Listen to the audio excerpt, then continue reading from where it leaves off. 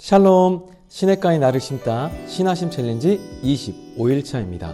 9월 11일 목요일 스바냐 1장 14절에서 2장 3절로 말씀 묵상 시작합니다. 여러분, 혹시 각자의 마음속에 마지노선이라고 여기는 것이 있습니까? 이 선만큼은 절대로 무너지면 안 된다는 최후의 방어선, 그 마지노선 말입니다. 그런데 만약 우리가 정해놓은 그 마지노선이 무너진다면 어떻게 될까요? 아마 우리의 삶은 걷잡을 수 없는 혼란과 절망에 빠지게 될 것입니다. 오늘 스바냐 선지자는 남유다 백성이 굳게 믿었던 모든 마지노선, 그 마지노선이 하나님의 심판 앞에서 속절없이 무너져 내리는 날에 대해 이야기합니다.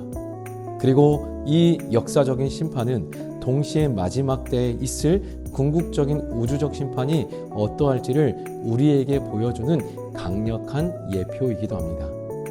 모든 것이 무너진 절망의 끝에서 하나님께서 제시하시는 유일하고 참된 최후의 피난처가 어디인지 오늘 묵상을 통해서 함께 살펴보길 원합니다.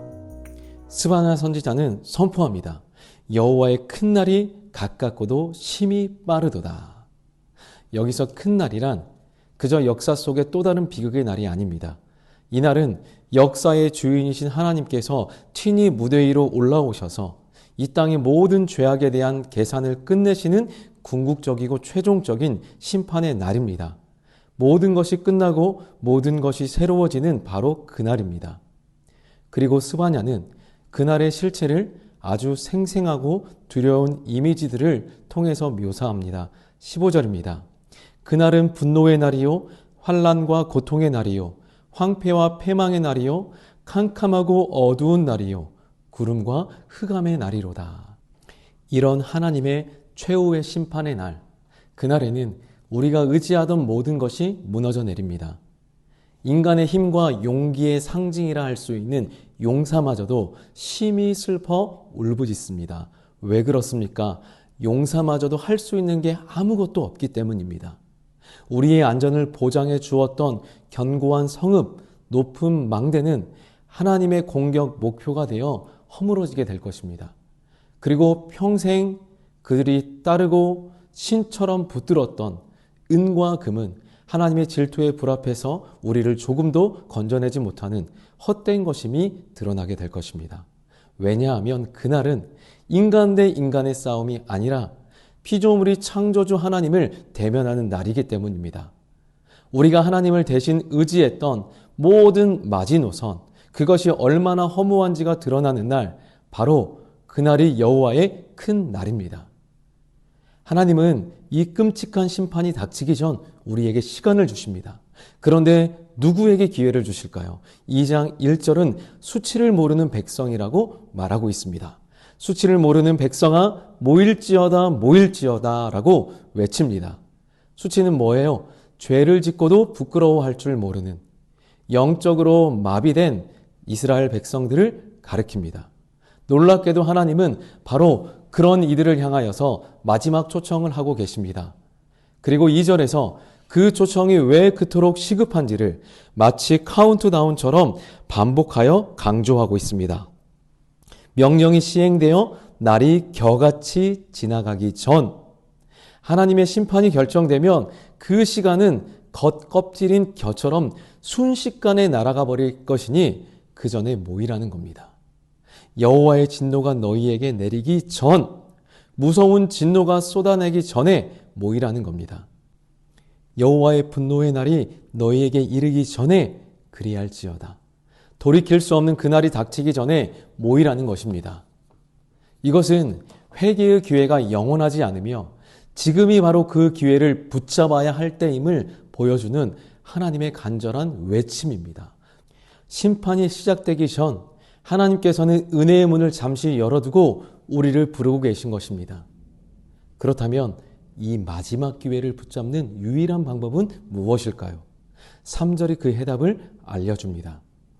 여호와의 규례를 지키는 세상의 모든 겸손한 자들아, 너희는 여호와를 찾으며 공의와 겸손을 구하라. 너희가 혹시 여호와의 분노의 날에 숨김을 얻으리라. 세상의 모든 것, 마지노선이라고 여겼던 모든 것이 무너지는 그날에 살아남는 유일한 길은 나의 힘과 재물을 의지하던 교만을 버리고 겸손하게 여호와를 찾는 것뿐입니다. 그리고 그들에게 하나님은 놀라운 구원의 약속을 주십니다. 심판의 날에 숨김을 얻으리라. 여러분, 숨김을 얻는다는 것은 무엇을 의미할까요? 역사적으로 예루살렘이 멸망하는 그 심판 속에서 하나님께서는 당신의 남은 백성을 바벨론 포로라는 형태로 구분하여서 보존하신 사건을 의미합니다. 궁극적으로는 세상의 마지막 심판 때, 심판하는 날에 하나님께서 당신의 백성을 모든 진노로부터 그리스도 예수 안으로 숨기시고 영원한 구원으로 이끄실 것에 대한 약속입니다. 사랑하는 여러분, 우리 모두는 우리가 굳게 믿고 있는 세상의 것이 얼마나 허무한지 깨달아야 됩니다. 나의 젊음, 건강, 물질, 능력, 인간관계, 영원한 피난처가 될 수 없습니다. 오직 하나님만이 우리의 유일한 반석이십니다. 그렇기에 하나님께서 허락하신 오늘이라는 회개의 기회를 미루지 말아야 합니다. 뭐뭐하기 전에 라고 외치시는 하나님의 긴급한 음성 앞에 우리는 영적 안일함에서 깨어나 겸손히 말씀 앞에 엎드려 하나님의 뜻을 구하는 삶을 살아야 합니다. 오늘 우리가 일상 속에서 숨김을 얻는다는 것은 이런 모습일 것입니다. 세상이 미래에 대한 불안으로 흔들릴 때 우리는 그 불안을 함께 느끼지만 세상과 같이 절망하지 않습니다. 왜요? 이 땅이 아닌 영원한 하나님 나라에 소망을 두었기 때문입니다. 그렇기 때문에 이 땅에서 모든 이들이 피할 수 없는 궁극적인 절망으로부터 우리는 숨김을 받게 됩니다. 또한 우리의 죄와 실패 앞에서 스스로를 정지하며 무너질 때 우리는 십자가 뒤로 피할 수 있습니다.